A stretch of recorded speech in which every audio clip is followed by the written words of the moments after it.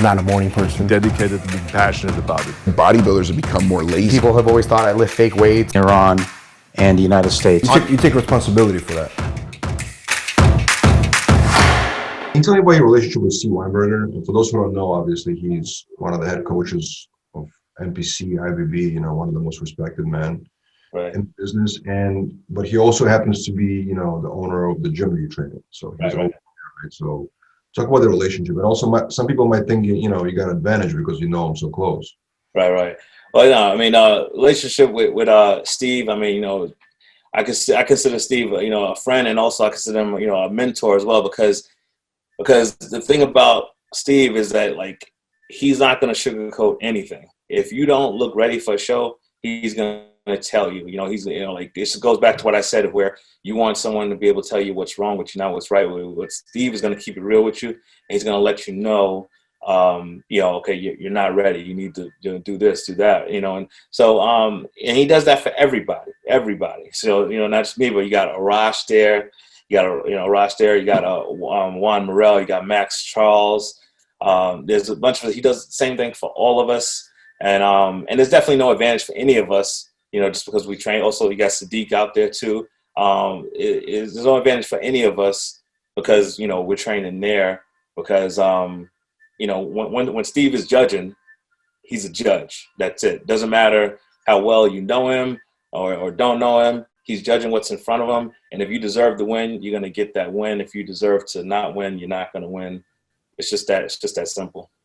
Yeah, he's pretty straightforward when it comes to that, right? Yeah, pretty straightforward. Yeah, 100%. Always before I really knew him, I was like, well, if you train, it's better to train in his gym because he might help you out here and there. But I'm like, if I get to know him, like it's not going to happen. I mean, it just so happened that Bev's is actually like literally 5 minutes away from the office that I used to work at for my regular job. So it was so convenient to go there compared to any other gym that was around. Yeah, but it's crazy because I mean, I guess him being so tough actually helps. Like you mentioned, it's better to be honest, right? Especially when you're bodybuilding, because it's better to be. He tells you that you're not ready instead of auditorium full of people and cameras, looking at you and you not being ready. You know what I mean? Right. Absolutely. And a lot of bodybuilders, very, ego driven. If you tell them, they don't look a certain way, you hurt the ego and then they'll get upset. But, Steve is going to keep it real with you no matter what, so, and that's what you want. That's what you want. I mean, why would you want someone to lie to you and tell you look one way when you really don't? Then you're going to go out there with false expectations, Yeah, sugarcoating is not good. But it's crazy. Some leagues out there, they actually give participation medals to the contestants. Like, let's say, have you ever seen that before? Not in the IBB, but like some organizations, they give like everybody a medal. Everybody. Oh, yeah? Yeah. It's called participation. Interesting. No, I haven't actually seen that. No, but I believe that this, that probably happens. Hey, it is what it is.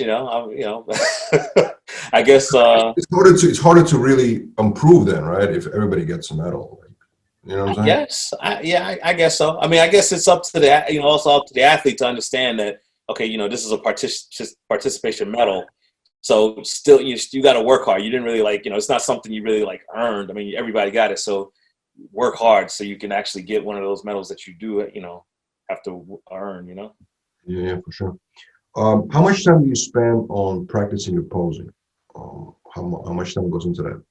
A lot of time goes into it. I mean, especially the closer it gets to show, I practice my poses for about 30 minutes as soon as I wake up on an empty stomach, and then I also typically do it another 30 minutes right before going to bed. Like before I have my last meal, I'll do another 30 minutes of posing, and on top of that, I'll usually go through some routines of posing with Justin after we finish training. So it's a lot of posing time that we put into posing, especially the closer we get to the show. But definitely putting time into posing is important because a lot of people don't realize that the more you pose, the harder your physique is going to get. It's like one of those things that just regular cardio doesn't do for you, But posing is like when you're on stage and you have to hold a pose. That's actually like a lot of energy goes into that, right? I mean, I just want you to explain it to people that don't understand that. Yeah, I mean, it's when you stand up there and you have to hit a pose for say like 8 seconds, 10 seconds, like it really does take a lot out of you. You just you start to sweat, and if your body's holding water, you're gonna have like a puddle of water right underneath you once you're finished and everything like that.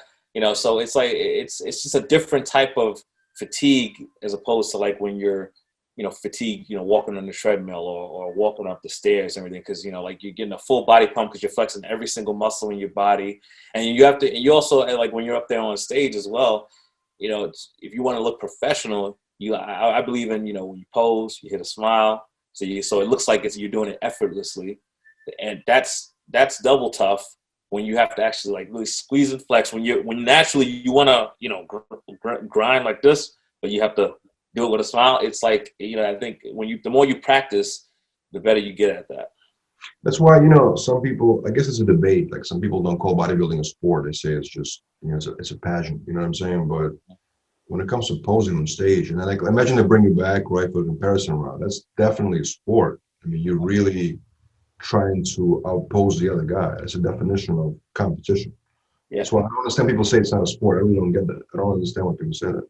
It's the people that don't really understand it. That's the people who say that. It's definitely a sport. I mean, because like you said, if it comes down between you and another guy, and let's say both of you look pretty much equally as good, what's it going to come down to? It's going to probably come down to the posing, and who can last the longest, who's gonna fade the quicker, So posing is definitely a huge part of it, and it definitely is a sport in that regard.